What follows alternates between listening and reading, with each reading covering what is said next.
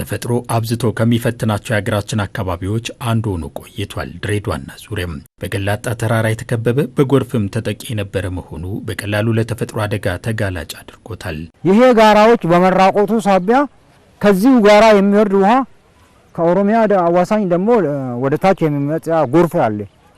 በዛ ሳቢያ ጎርፉ በኃይል በሚመጣው ጎርፍ መሬቱ ተወሰደና ጎርፉ በኃይል ተሰነጠቀ። በዚህም የአርሶ አደሩ ሰብል እንዲወድም ከማድረጉም በላይ በአስተዳደሩ ሰብአዊና ቁሳዊ ውድመት እንዲከሰት ምክንያት ሆኖ ዘልቋል። ተፈጥሮን በተፈጥሮ መግራት አውዳሚነቱንም መቀነስ ከሰው ልጅ የሚጠበቅ ትጋት ሆኖ ቆይቷልና ማልዶ የተነሳው ሀገሬው በሰራው ስራ ቀበኛውን ለማቆም የአየር ንብረት ተጽዕኖንም ለመቅረፍ ሰፊ ርቀት ተጉዟል። ከዚያም ያኔ ታጥቦ ይወርድ የነበረውን ለማፈር በማቀብ ምርታማነቱን አሳድጓል። በተፋሰስ ነው የተሰራነ ይሄን ነገር ይሄን አሁን ይሄ ሁሉ ይሄን ጋራ ሁሉ በተፋሰስ ነው የተሰራ።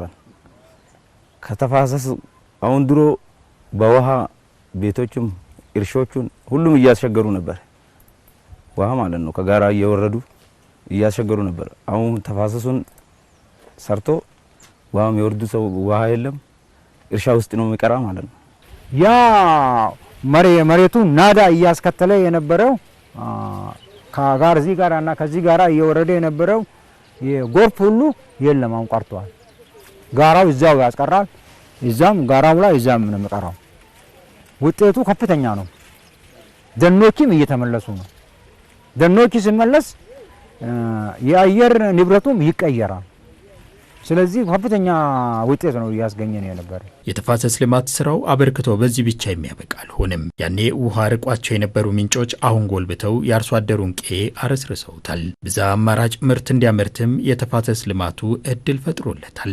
የተፋሰስ ስራ ውጤት ምንጫችን ጨመረ።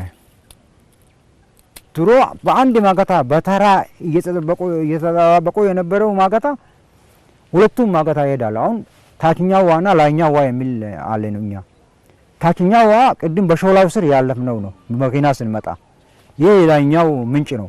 ይሄ ላይኛው ምንጭ ሁለት ማገታ ነው። በዛም በኩልም ይሄዳል፣ በዚህም ይሄዳል። ተራ የለም። ውሃ በቅርብ ማግኘት ችለዋል። ይሄን መነሻ በማድረግ ሰፊ የሆነ የኢሪጌሽን ላይ ህዝባችን እየተሳተፈ ነው ያለው።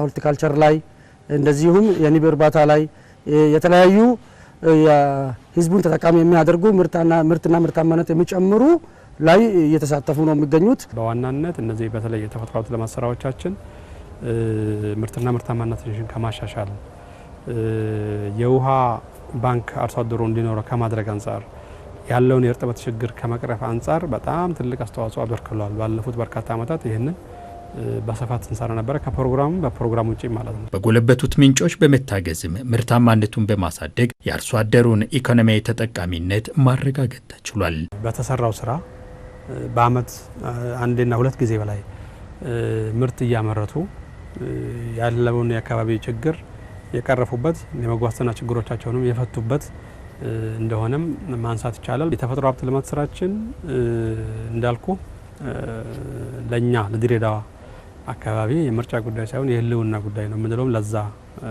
ጭምር ነው። ስለዚህ በሰራናቸው በርካታ ስራዎች የአርሶ አደሩ ማሳ እንዲጠበቅ ተደርገዋል። ኦልሞስት ባህል ሆኗል። ከዚህ ባለፈም በዘርፉ የነበሩ ያረዳድ መዛነፎችን በመቅረፍ የባለቤትነት ስሜትም ተፈጥሯል። ከተፈጥሮ ጋር ያለውን መስተጋብር ጤናማ እንዲሆን ህብረተሰቡም አካባቢውን እንዲጠብቅ የተሰሩትን የተፋሰስ ልማት ስራዎች ድሮ እንቸገር ነበር። ጥበቃ እናቆም ነበር።